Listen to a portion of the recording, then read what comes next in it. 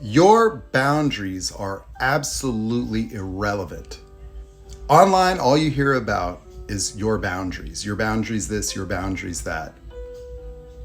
And that is the most wasteful conversation because it just goes hand in hand with more internalization. That's almost victim blaming. That people don't abuse you because you lack boundaries.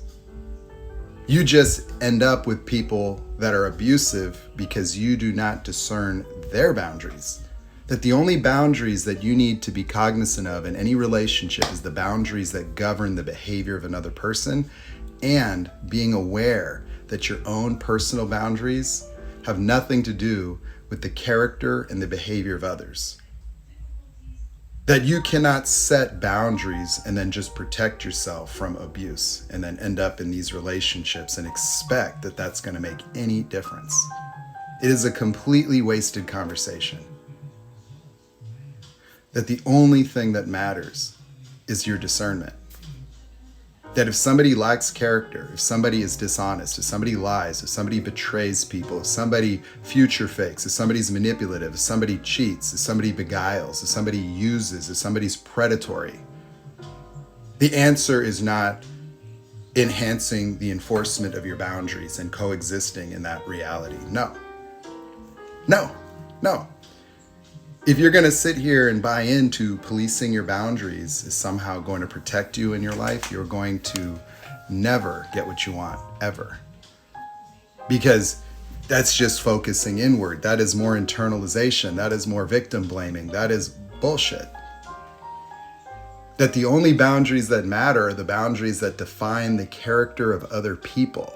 And if you're going to be oblivious to that, if you're going to use cognitive dissonance to constantly dismiss everything that other people do that would actually indicate the reality of their nature, and you're going to live in an idealization, a fantasy, or codependency with people, and then come onto TikTok and then, get a therapist that's going to help you work on your personal boundaries and establishing those in this relationship, you are going to continue to fail. How many of you already understand boundaries? Everybody understands boundaries. All you hear about is boundary this, boundary that. And how many of those people have actually made any meaningful difference by trying to enforce their boundaries with a covert narcissist? Zero.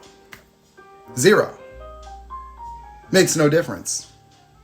None. Do you really have to worry about your boundaries with people that have integrity, compassion, empathy, and love you? No.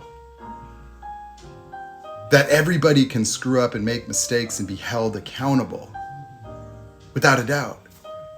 But there's a futility involved in telling people that their own personal boundaries have any value in these types of relationships, because they don't.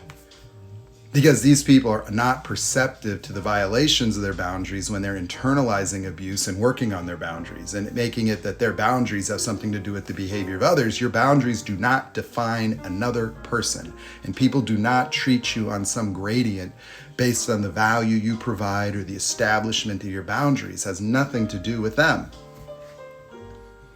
That these people do what they do because they are mentally ill. And there is no amount of conversation, boundaries, fixes, therapies, or discussions that will make any difference at all, ever, under any circumstance. That there is no establishing boundaries with narcissists whatsoever. Because they are not in a relationship to have a healthy, happy relationship. They're in the relationship to destabilize you, to garner supply through reactive abuse. That the whole purpose of them is to obliterate your boundaries. And that any conversation about your boundaries with them is just literally giving them something to work on, to undermine. That everything you tell these people, every time you get together and try to discuss your boundaries, try to inform them of your needs, trying to discuss how this made you feel and that made you feel, is supply. That those conversations of reconciliation are part of what makes them feel grandiose, important to you. And why would they ever give up the behaviors that cause you to force you to sit at the table of discussion with them? That the engagement with you, the ongoing dealing with the relationship, the fixing the relationship, the pleading, the crying, the conflict, the destabilization, the arguing, all of that is supply.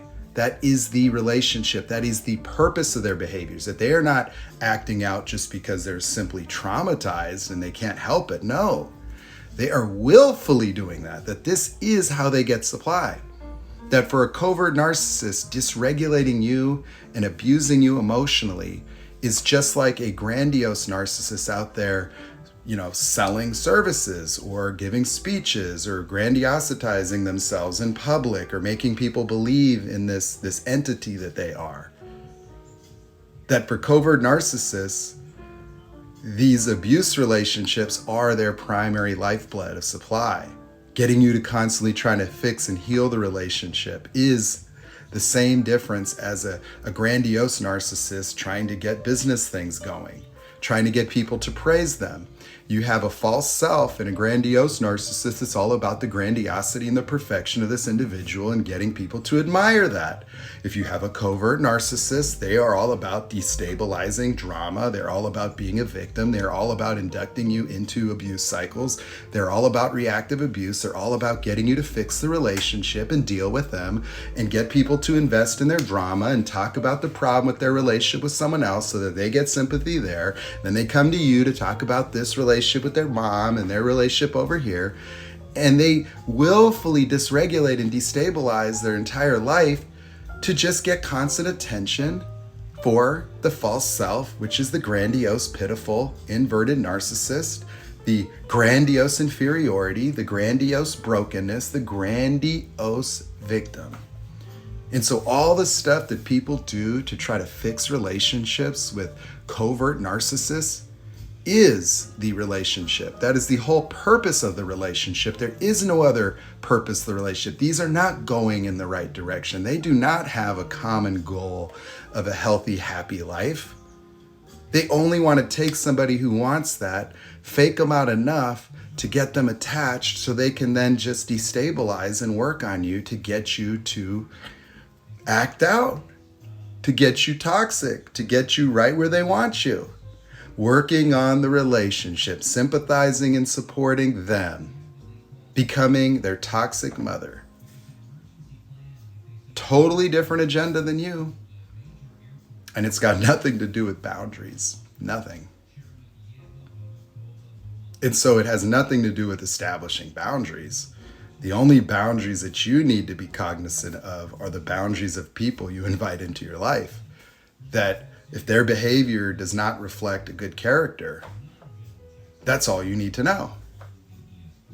That's it. And so you are ignoring that. And any conversations about relationships working predicated on the implementation of boundaries for yourself is irrelevant. That if you're at that point where you need to establish boundaries, then obviously you missed something on the front end. That an adult, a healthy person doesn't need to understand how cheating on you hurts your feelings, or how abusing you or literally putting you down in every area of your life is somehow a violation of your personal boundaries. No.